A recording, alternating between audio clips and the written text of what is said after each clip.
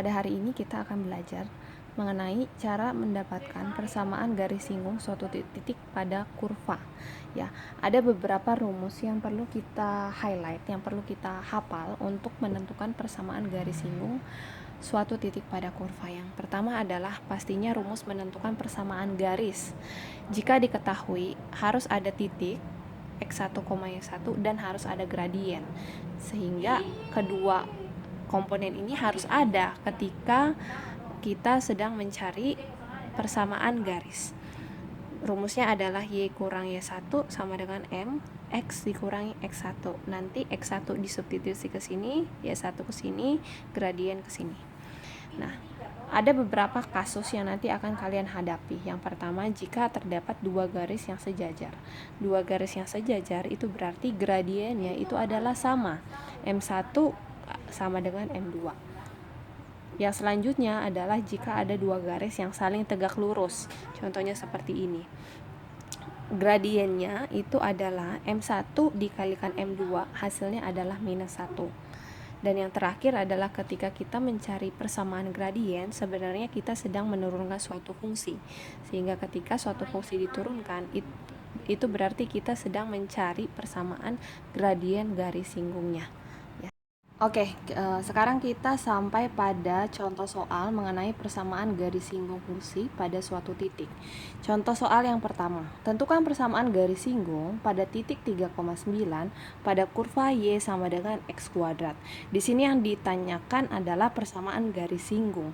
Persamaan garis singgung kita bisa dapatkan dari rumus y kurang y1 sama dengan m X dikurang X1. X1 dan Y1 ini adalah titik tempat garis singgung tersebut lalui. Di sini sudah diketahui titik tersebut adalah 3,9, yang mana 3 ini adalah X1, 9 ini adalah Y1. Nah, selanjutnya yang perlu kita cari adalah gradiennya. Gradien ini bisa didapat dari mana?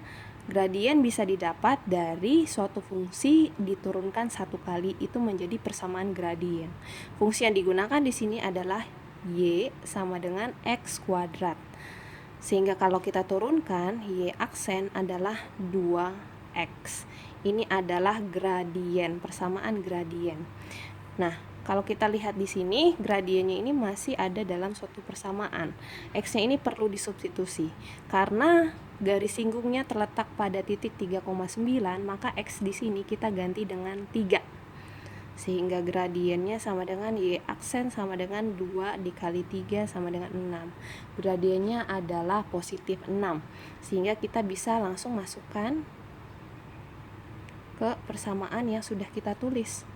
Y dikurangi Y1 yang adalah 9 sama dengan 6 dikali X dikurangi 3.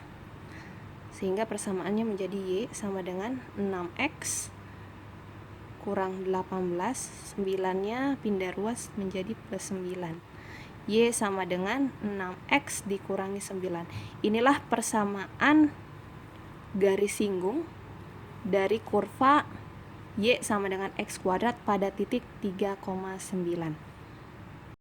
Contoh yang kedua yang akan kita bahas adalah tentukan persamaan garis singgung kurva Y sama dengan X kuadrat tambah 3X yang sejajar dengan garis 2X kurang Y ditambah 3 sama dengan 0.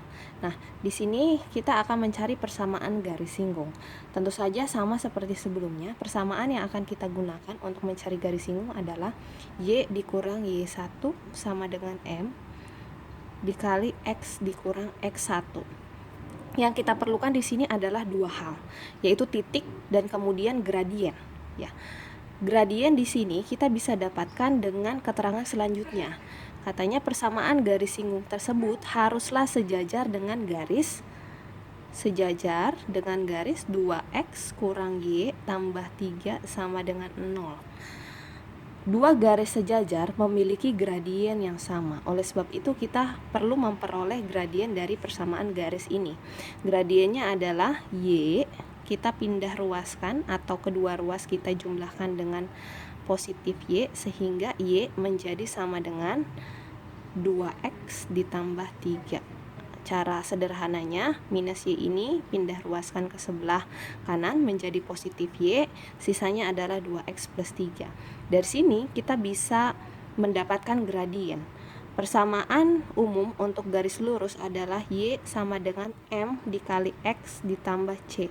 Sehingga kita sudah bisa lihat gradien dari garis tersebut adalah 2. Nah, oleh karena sejajar, maka gradien yang digunakan juga adalah sama, yaitu gradiennya adalah bernilai 2. Nah, yang selanjutnya adalah kita perlu mencari titik tempat garis singgung tersebut lalui.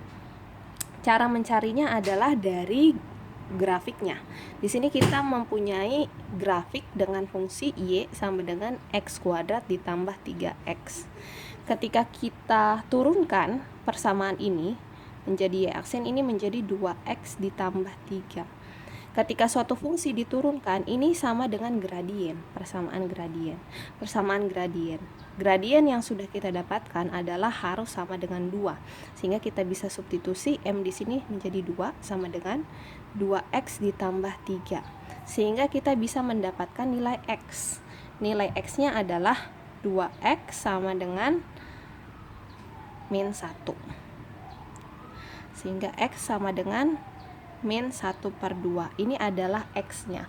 Kemudian untuk mencari titik, otomatis kita harus mencari nilai y. Nilai y didapat dari fungsi yang kita punya sebelumnya. Y sama dengan x kuadrat ditambah 3x. Kita substitusikan x sama dengan min setengahnya menjadi y sama dengan min setengah kuadrat ditambah 3 kali min setengah, sehingga persamaannya menjadi 1/4 ditambah minus 3/2.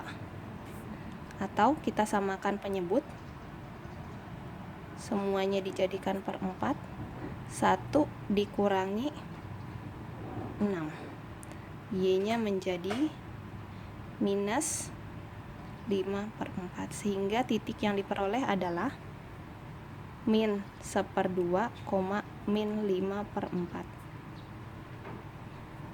Nah, sehingga kita langsung bisa masukkan ke persamaan yang di atas. Y dikurangi y satunya adalah min 5/4 sama dengan gradiennya adalah 2 dikali x dikurangi min 1/2.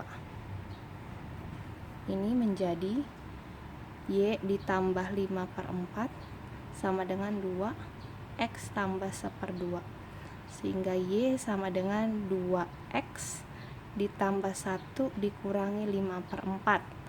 Y sama dengan 2x dikurangi 1 kurang 5/4 menjadi min 1/4. Inilah persamaan garis singgung pada kurva y sama dengan x kuadrat tambah 3x yang sejajar dengan garis 2x kurang y tambah 3 sama dengan 0.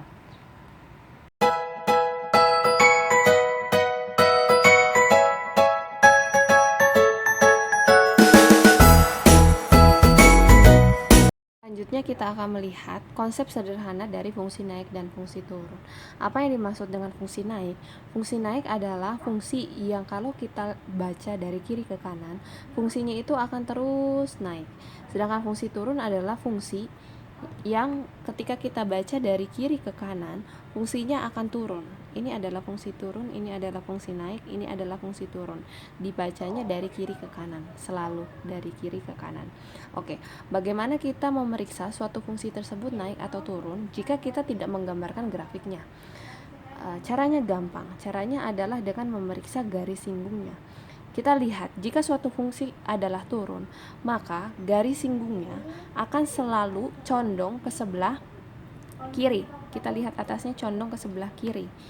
Ketika condong ke sebelah kiri, ini artinya gradiennya itu adalah akan minus, bernilai negatif. Gradien di sini akan bisa dicek dengan menggunakan turunan pertama dari suatu fungsi. Turunan pertama dari suatu fungsi, jika nilainya kurang dari 0 atau negatif, maka fungsi tersebut adalah fungsi turun. Sebaliknya juga dengan fungsi naik, yang dari kiri ke kanan naik. Gradien garis singgungnya pasti akan selalu positif. Garis singgungnya akan selalu condong ke sebelah kanan, dan gradiennya atau f aksen x-nya akan selalu lebih besar dari 0. Nah, bagaimana antara fungsi turun dan naik ataupun naik dan turun? Akan ada selalu titik stasioner. Titik stasioner di sini ada yang maksimum, ini maksimum, dan ada juga yang minimum. Selalu garis singgung yang berada pada titik stasioner, baik yang maksimum maupun minimum, garis singgungnya akan selalu garis lurus horizontal, yang mana berarti gradiennya itu akan sama dengan 0, ya. Sehingga fungsi naik dan turun ini akan selalu dibatasi oleh turunan pertama yang sama dengan 0 atau titik stasioner. Ini titik stasioner maksimum atau titik balik maksimum, ini adalah titik balik minimum. Oke, sekarang kita akan bahas contoh soal untuk fungsi naik dan fungsi turun. Contoh soalnya adalah tentukan interval agar fungsi f(x) sama dengan x pangkat 3 kurang 3 per 2x kuadrat naik atau turun. Nah, kita lihat lagi dari materi sebelumnya, bahwa untuk mengecek suatu fungsi naik atau turun adalah dengan melihat dari garis singgung dari kurva tersebut. Saya berikan contoh satu kurva sembarang. Ketika fungsi tersebut naik, artinya dari kiri ke kanan naik, contoh seperti ini, naik, maka otomatis kurva tersebut akan memiliki garis singgung yang juga gradiennya bernilai positif, atau dengan kata lain miringnya ke sebelah kanan, ya kan, seperti ini. Nah, kalau gradiennya gradien dari garis yang miringnya ke sebelah kanan, gradien itu akan lebih besar daripada 0, atau dengan kata lain gradien itu akan bernilai positif. Gradien itu didapat dari suatu fungsi ketika diturunkan satu kali atau f aksen. Sehingga untuk mengecek suatu fungsi itu naik, kita harus turunkan fungsinya, dan ketika f aksennya ini bernilai lebih dari 0, berarti fungsi tersebut adalah fungsi naik. Demikian juga sebaliknya, untuk fungsi turun pasti akan memiliki garis singgung yang condongnya miringnya ke sebelah kiri, ya. Condongnya ke sebelah kiri, otomatis gradiennya itu kurang dari 0. Cara mencari gradien adalah suatu fungsi diturunkan satu kali f aksen kurang dari 0, sehingga setiap kali turunan pertama bernilai negatif, maka itu menandakan fungsi tersebut adalah fungsi turun. Nah, bagaimana dengan titik puncak di sini dan di sini? Ketika titik puncak, gradien garis singgung dari titik puncak adalah 0, ya. Karena garis singgungnya adalah lurus secara horizontal. Lurus secara horizontal artinya gradiennya itu sama dengan 0. Ini adalah batas dari fungsi turun dan fungsi naik, ataupun ini adalah batas dari fungsi naik dan fungsi turun. Nah, kita akan kembali kepada soal di atas, ya. Tentukan interval agar fungsi yang ini naik atau turun. Berarti kita bisa mengecek dari gradien garis singgungnya. Cara mencari gradien garis singgung adalah suatu fungsi diturunkan. f(x) sama dengan x pangkat 3 kurang 3 per 2 x kuadrat. Ketika kita turunkan satu kali menjadi f aksen x sama dengan 3x kuadrat kurang 3x. Duanya dikalikan sehingga bisa disederhanakan 2 per 2 sama dengan 1. Ini adalah persamaan gradiennya.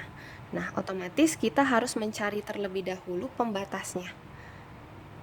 Gradien dari garis singgung pada titik pembatas ini, titik puncak atau titik balik adalah 0. Kita akan buat sama dengan 0 terlebih dahulu. 3x kuadrat kurang 3x. Ini menjadi 0. Karena sama-sama mengandung 3 dan mengandung X, ini bisa dikeluarkan 3X dalam kurung X dikurangi 1. Karena ini adalah perkalian sama dengan 0, maka kita bisa jadikan 3X sama dengan 0, atau X min 1 sama dengan 0. Ini menjadi X sama dengan 0 dan X sama dengan 1. Kita mendapatkan dua pembatas, yaitu 0 dan 1. Otomatis kanan atau kirinya bisa naik atau bisa positif. Sekarang kita coba uji sebelah kanan dan kiri dari 0 dan 1. Di sini X sama dengan 0, di sini X sama dengan 1. Saya berikan pembatas. Nah, sekarang kita uji. Untuk F aksen lebih besar 0 itu adalah fungsi naik, dan untuk F aksen kurang dari 0 itu adalah fungsi turun. Kita akan uji daerah yang pertama. Untuk daerah pertama kita ambil satu titik yang sederhana saja, misalkan min 1. Min 1 kita masukkan ke F aksennya, karena kita mau mengecek yang ini, F aksennya. Berarti F aksen dari min 1 itu adalah 3 dari sini, min 1 kuadrat dikurang 3 kali min 1, ini menjadi 3 ditambah 3 sama dengan 6, lebih besar dari 0. Di sini F aksen lebih besar dari 0. Ya, itu daerah yang pertama. Sekarang daerah yang kedua, kita ambil satu titik uji di sini, yaitu setengah. Yang gampang saja. Boleh sembarang, boleh 1/4, setengah, atau 3/4. Intinya antara 0 dan 1. Saya ambil yang paling mudah, yaitu setengah. Kita masukkan ke F aksen menjadi 3 kali 1/2 kuadrat dikurang 3 kali 1/2. 3 kali 1/4 dikurangi 3 dikali setengah.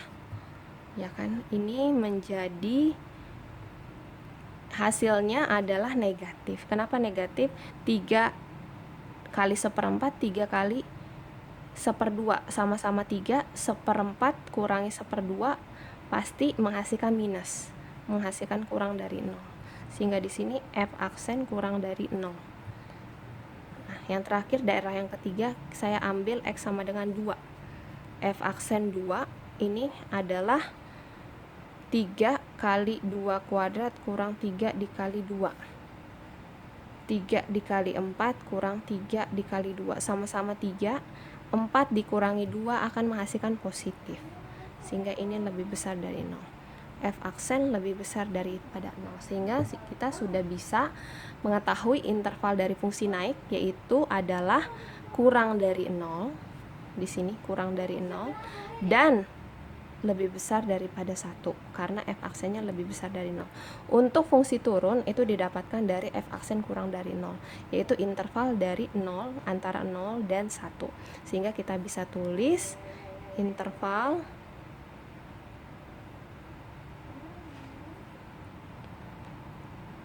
fungsi naik adalah X, di mana X ini harus kurang dari 0 dan X harus lebih besar daripada 1. Sedangkan interval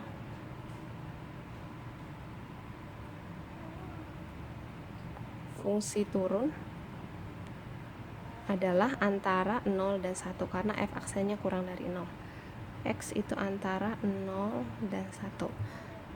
Ini adalah interval dari fungsi naik, ini adalah interval dari fungsi turun. Sekarang kita akan membahas contoh selanjutnya dari fungsi naik dan turun. Sekarang kita akan membahas satu contoh yang sudah masuk dalam aplikasi, yaitu tentang biaya marginal. Soalnya adalah biaya total produksi X unit barang diberikan dengan fungsi CX 2/5X pangkat 3 tambah 5X kuadrat tambah 50X ditambah 10. Pertanyaannya, tentukan biaya marginalnya.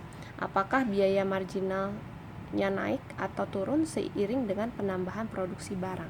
Nah, di sini ada satu istilah yang mungkin kalian baru dengar, yaitu biaya marginal. Apa itu biaya marginal? Biaya marginal adalah peningkatan biaya total yang berasal dari satu unit output produksi.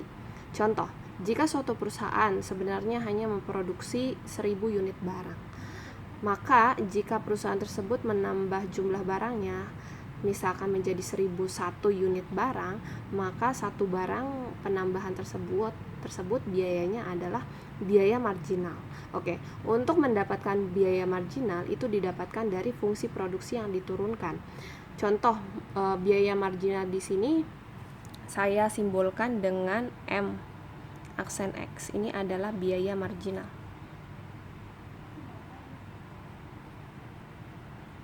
Sehingga biaya marginal itu bisa didapatkan dari suatu fungsi produksi kita turunkan. Ini kalau diturunkan menjadi 3-nya dikali ke depan menjadi 6/5 X kuadrat, 2-nya dikali ke depan menjadi 10X ditambah 50. Ini adalah biaya marginal. Ini tidak usah pakai. Ini adalah MX, biaya marginal. Nah, ini adalah biaya marginalnya. Kembali ke pertanyaannya adalah tentukan apakah biaya marginalnya ini naik atau turun. Apakah biaya marginal ini naik atau turun ketika X-nya ini sudah melampaui dari yang seharusnya.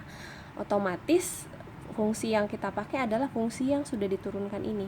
Untuk melihat apakah di mana fungsi ini naik dan turun, otomatis kita harus menurunkan lagi. Ya, karena ini adalah fungsi yang marginal, yang ditanyakan apakah biaya marginalnya naik atau turun.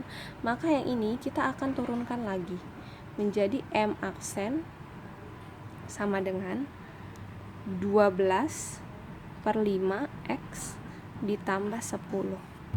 Ya, ditambah 10.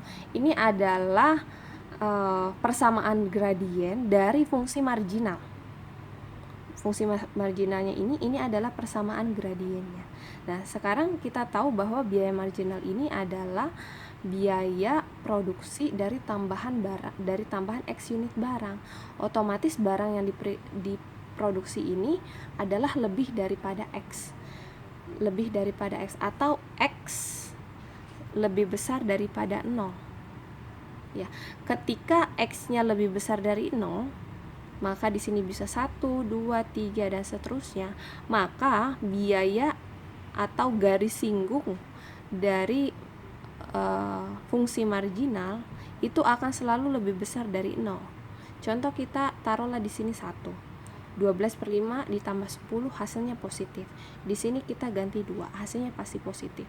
Ketika kita ganti X-nya lebih besar dari 0, pasti M aksennya positif. Oleh sebab itu, ini sudah menjawab pertanyaan di atas, apakah biaya marginalnya naik atau turun sehingga seiring dengan penambahan produksinya. Jawabannya adalah biaya marginalnya naik seiring dengan penambahan X unit barang yang diproduksi.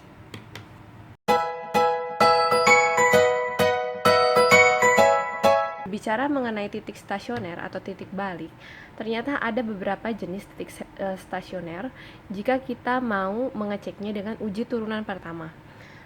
Yang pertama adalah titik balik minimum. Gambarnya seperti ini. Adalah berada pada kurva yang senyum, ya, sehingga titik yang paling bawah ini namanya titik balik minimum. Jika kita uji dengan daerah uji turunan pertama, misalkan titik stasionernya X-nya sama dengan A seperti ini, maka jika kita uji kiri dan kanan, nilai F aksen, ya, F aksen dari sebelah kiri akan kurang dari 0. Kenapa? Karena fungsinya yang pertama turun, kemudian titik stasioner, kemudian uji daerah sebelahnya karena fungsinya naik, F aksennya akan bernilai positif. Kemudian mengenai titik balik maksimum. Titik balik maksimum terdapat pada suatu kurva dengan kurvanya berbentuk cemberut, ya. Titik yang paling atas adalah titik balik maksimum. Cara mengeceknya jika kita tidak melihat grafiknya adalah dengan menggunakan uji turunan pertama.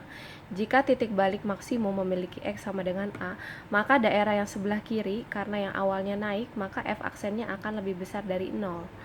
Dan kemudian titik balik maksimumnya, daerah yang sebelah kiri karena grafiknya turun, maka F aksennya akan kurang dari 0. Itu adalah untuk titik balik maksimum. Kemudian titik belok stasioner positif. Ini titik belok di mana fungsi ini hanya berbelok saja. Awalnya cekungnya ke bawah menjadi cekung ke atas. Titik yang memisahkan satu grafik dengan grafik yang lain di sini dinamakan titik belok stasioner positif. Kenapa stasioner positif? Karena fungsi yang sebelah kiri dan kanan adalah fungsi naik, dibaca dari kiri ke kanan naik, sehingga ketika diuji juga kita mendapatkan hal yang sama. Misalkan X sama dengan A, di sini adalah X dari titik belok stasioner. Kalau kita uji sebelah kirinya, maka kita akan mendapatkan F aksennya bernilai lebih dari 0 karena fungsinya naik. Demikian juga yang kiri, kita akan mendapatkan F aksennya lebih besar dari 0 karena fungsinya naik juga. Bagaimana dengan stasioner negatif? Stasioner negatif hampir sama seperti tadi, namun grafik dari kiri ke kanannya adalah turun, sama-sama turun ya, sehingga kalau diuji kita dapatkan F aksennya kurang dari 0, di sebelah kiri juga F aksennya kurang dari 0. Itu adalah jenis-jenis titik stasioner dengan uji turunan pertama. Kita juga bisa mengklasifikasikan titik stasioner itu dengan uji turunan kedua. Caranya seperti ini. Jika suatu fungsi diturunkan 2 kali, simbolnya adalah F aksen-aksen. Ini fungsinya adalah untuk memeriksa kecekungan. Kecekungan itu contoh yang ini. Ini adalah fungsi yang cekung ke atas. Jika grafiknya senyum, maka grafik itu sebenarnya sedang cekung ke atas. Dan yang ini adalah cekung ke bawah. Kalau grafiknya cemberut, maka cekungnya akan berarah ke bawah. Nah, di sini kalau kita lihat grafiknya ini memiliki 2 titik stasioner. Di sini titik balik maksimum, di sini titik balik minimum. Ketika suatu fungsi cekung ke atas, maka nilai dari F aksen-aksennya akan bernilai positif atau F aksen-aksen lebih besar dari 0. Jika F aksen-aksen lebih besar dari 0, berarti itu adalah suatu tanda bahwa grafik cekung ke atas. Kalau cekung ke atas berarti punya titik balik minimum. Nah, demikian juga sebaliknya. Untuk grafik yang cekung ke bawah ditandai dengan F aksen-aksen yang bernilai negatif atau kurang dari 0. Jika F aksen-aksennya negatif, itu sudah pasti cekungnya ke bawah, berarti grafik tersebut memiliki titik balik. Secara sederhana kita bisa simpulkan bahwa F aksen-aksen yang lebih besar dari 0 punya titik balik minimum, dan F aksen-aksen kurang dari 0 adalah grafik yang punya titik balik maksimum. Oke, sekarang kita sudah sampai kepada contoh soal untuk mencari titik balik optimum dengan uji turunan kedua. Contoh soalnya adalah tentukan dan klasifikasikan semua titik stasioner dari fungsi berikut ini. Nah, titik stasioner yang akan kita klasifikasikan ada 4, yaitu titik balik minimum, titik balik maksimum, titik belok stasioner positif, dan titik belok stasioner negatif. Silakan ingat-ingat penjelasan sebelumnya atau bisa balik di rewind penjelasan yang sebelumnya jika kalian lupa. Nah, untuk menentukan dan mengklasifikasikan, otomatis kita harus menentukan dulu titik stasionernya, baru kemudian kita klasifikasikan. Cara menentukannya adalah kita menurunkan fungsi 1 kali, kemudian membuatnya sama dengan 0. Karena titik stasioner berarti garis singgungnya adalah garis singgung yang lurus secara horizontal, yang mana kalau horizontal gradiennya akan sama dengan 0. Kita turunkan terlebih dahulu. Y aksen menjadi 3x kuadrat tambah 12x kurang 15. Kita buat sama dengan 0 karena titik stasioner itu garis singgungnya adalah garis lurus secara horizontal, yang mana gradiennya 0. Ketika mendapatkan persamaan kuadrat seperti ini, kita otomatis akan membuatnya menjadi faktor-faktor. Di sini 3x, di sini x. Kita cari bilangan yang jika dikalikan menghasilkan minus 15 dan jika dijumlahkan menghasilkan 12. Bilangan itu sepertinya 5, di sini 3. 3x kali 5 ini menghasilkan 15. 3 kali X menghasilkan 3. Di sini berarti harus negatif, di sini berarti harus positif. Kalau dikalikan akan sama seperti di atas. Ini menjadi 3X min 3 sama dengan 0, atau X tambah 5 sama dengan 0. X-nya kita dapat sama dengan 1, X-nya kita dapat sama dengan min 5. Oleh sebab kita harus menentukan titik itu adalah X, Y. Oleh sebab itu kita harus mencari nilai Y-nya. Y-nya adalah X pangkat 3 tambah 6X kuadrat kurang 15X kurang 2. Ketika X-nya sama dengan 1, Y-nya adalah 1 pangkat 3, 1 tambah 6 kali 1 kuadrat 6 kurang 15 kurang 2. Y-nya adalah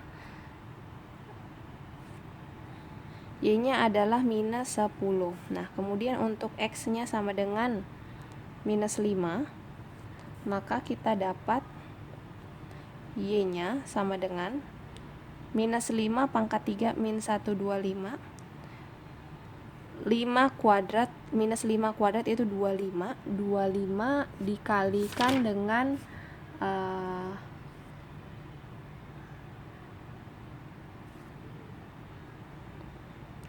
kita uraikan terlebih dahulu menjadi tambah 6 kali 25 kurang 15 kali min 25 kurang 2. Ini Y-nya akan kita dapatkan sama dengan 98. Yang ini titiknya berarti 1, min 10. Yang ini berarti titiknya min 5,98. Kita sudah mendapatkan titik stasioner. Ini adalah titik stasioner. Saya beri tanda titik stasioner. Ini adalah titik stasioner. Nah, selanjutnya, bagaimana untuk mengklasifikasikan titik stasioner ini? Apakah ini titik balik maksimum atau minimum? Kita menggunakan uji turunan kedua. Uji turunan kedua kita turunkan lagi sekali menjadi F aksen-aksen. Jika F aksen-aksen ini menghasilkan nilai kurang dari 0, maka itu berarti titik tersebut adalah titik balik maksimum. Kalau F aksen-aksen lebih besar dari 0, maka titik balik tersebut adalah titik balik minimum. Ya. Nah, sekarang kita uji satu-satu. Kita mulai dulu dari titik yang pertama, yaitu titik 1, min 10. Kita akan turunkan 2 kali fungsinya. Dari turunan yang pertama, yang ini, kalau kita turunkan 2 kali, fungsinya menjadi 6X tambah 12. 6X ditambah 12. Nah, sekarang kita akan melihat nilai dari F aksen-aksen ini. Karena X-nya sama dengan 1, kita ganti di sini F aksen-aksen 1 dari sini. Ini menjadi 6 kali 1 ditambah 12. Hasilnya adalah lebih besar dari 0. Berarti 1, min 10 ini adalah titik balik minimum.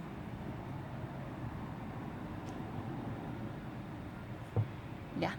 Nah, sekarang kita lihat lagi titik yang kedua. Titik yang kedua adalah minus 5,98. F aksen-aksennya itu adalah 6X ditambah 12. Kalau kita substitusi X-nya dengan min 5, 6 kali min 5 ditambah 12. Ini menjadi min 30 tambah 12, yang mana adalah kurang dari 0. Hal ini berarti min 5,98 itu adalah titik balik maksimum.